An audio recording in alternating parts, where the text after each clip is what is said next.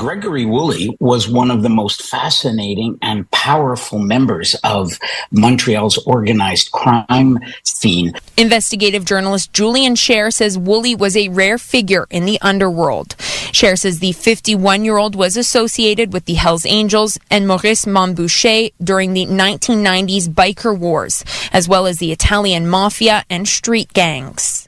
That is part of a report. That's Olivia O'Malley from CTV News here, talking about the brazen daylight hit took place last week in a parking lot out in Saint-Jean-sur-Richelieu of Gregory Woolley, apparently someone well known in crime circles here. We wanted to find out more because we've seen these sort of mob hits one after another after another. Pietro Poletti is an ex-Montreal police investigator. Pietro, thank you for being here. I kind of hate to say again, but we've had the opportunity to talk about these sorts of things far too often. First of all, can you fill in the blanks? Who exactly was Gregory Woolley, and how significant a figure was he here as far as the underworld is concerned? He was a leader of street gangs in the 90s and the early 2000s after he associated with bikers and the traditional organized crimes and other groups. Basically, he was the man to go to if you had a street problem. However, again, he's been glorified. He was just a street thug, as many others are out there. And we had mentioned this before in the past. It's only the beginning. There's going to be more and more of these killings. The police are overwhelmed. Legislators have to enact laws that, as the old continent has done, Italy, France, Spain, Portugal, where we attack the source of income. What was surprising about this individual, besides the way it was committed in broad daylight in front of his newly born child and wife, he was driving around with a $200,000 vehicle. And so, as other gang members and members of organized crime do, actually, crime is profitable in Canada, and we have to attack the source of it. There's many gangs outside. Yes? My understanding was it was a Lamborghini SUV, right? And this is someone who he'd been in jail. He'd spent extended time in jail, and yet somehow he managed to bring the different factions together. Like he had a foot in the Hells Angels, in the street gangs, and the Italian Mafia. Am I right about that, Pietro? I don't think he was. You're right that he was, rubbing shoulders with everybody, but he was a leader per se with street gangs at the street level. But now, was he part of a decision-making process with traditional organized crime? I extremely doubt it, nor with the Hells Angels. But what's going? I mean, we've had you in, as I said at the beginning, a couple of times now. We had this idea of these shootings taking place in broad daylight, right? We had the one out in front, Claudia Iacono, which everyone didn't understand why that had happened. What is the battle, as far as you understand it now? Who's trying to gain turf here? There's no one leader presently in Montreal. There's mayhem. Organized crime is disorganized. Within the Italians, there's clans, and they don't get along. The bikers also, the new generation, young generation. And there's other groups. There's new clans that are coming up, especially from South America, that never heard of Vito Rizzuto, never heard of the Mafia in the year 2000s or 90s. They don't really care. Wow. So there's different clans. The opportunity is here in Canada, Montreal, Vancouver, and Toronto.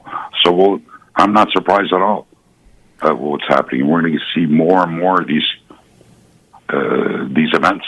So I'm just trying to understand, as you say this, the traditional way we've understood, at least in this city, is you had the Rizzuto clan, we had clans. There was a leader, sometimes there'd be a war between them. You're suggesting now, I love what you just said, you're saying organized crime in this city is now disorganized. It's all disorganized.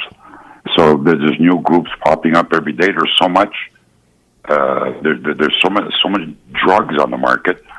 There's a piece of the pie for everybody. But eventually they get into problems and the disagreements, and there's no arbitrator, mediator. There's nobody that can get these people together. So is that part of the issue why we're seeing so many fatalities now, is because maybe people are jostling for leadership? Like when there is one clear leader, do things actually go more smoothly? That seems like a weird thing to say, but I mean, less deaths. But it's exactly true. There's not one powerful person or clan or group that could lead.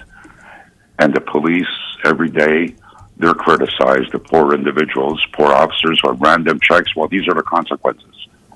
This is what happens when police officers can't do their jobs, randomly checking somebody that's driving an SUV worth $300,000. It wouldn't bother me if a police officer checks me in my Toyota or whatever. Mm-hmm. It wouldn't bother me.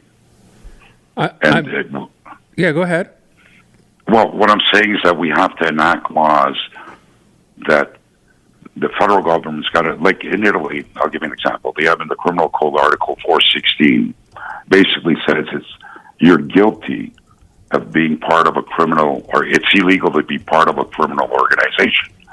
We have this in Canada, but you have to be accused of a criminal act and after proven that you're part of a criminalization. Just the mere fact you're part of a criminalization organization of 3 or more people, it's a criminal act in Europe. And this is how we prevent certain crimes and certain organizations from growing and becoming a danger to society. Right now, Montreal is a dangerous city. Vancouver is, Toronto. And, we have a dated immigration system. Our passports in the G7 are the only ones in Canada, the only passport in the world, in the Western world, where fingerprints aren't taken. Passport is valid for 10 years. If somebody issues a passport, federal government issues a passport to me today, I won't look the same in 10 years. Mm-hmm. There's no fingerprints with our so the whole process has to be looked at. I'm wondering with specifically about this figure, Gregory Woolley. We touched on him driving this $200,000 Lamborghini, so he was obviously not very discreet. Is that kind of part of the issue too? That there's an in-your-faceness about all this? I don't have the right words, but you know what I'm getting at.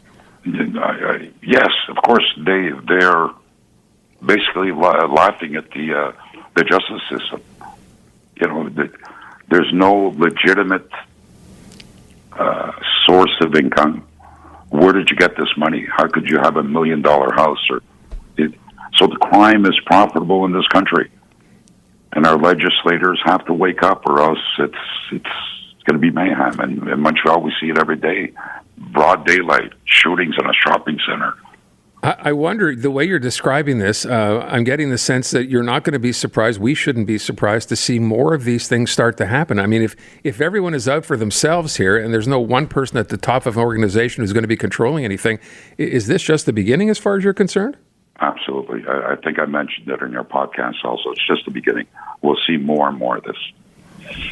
Does a death like this send a message, though, to other members of disorganized or organized crime that they need to smarten up? And I don't know. I don't even know what that constitutes, smarten up. But what kind of message does this send? Well, for them, it's a way of life. So they know that's part of their profession, if you want to call it.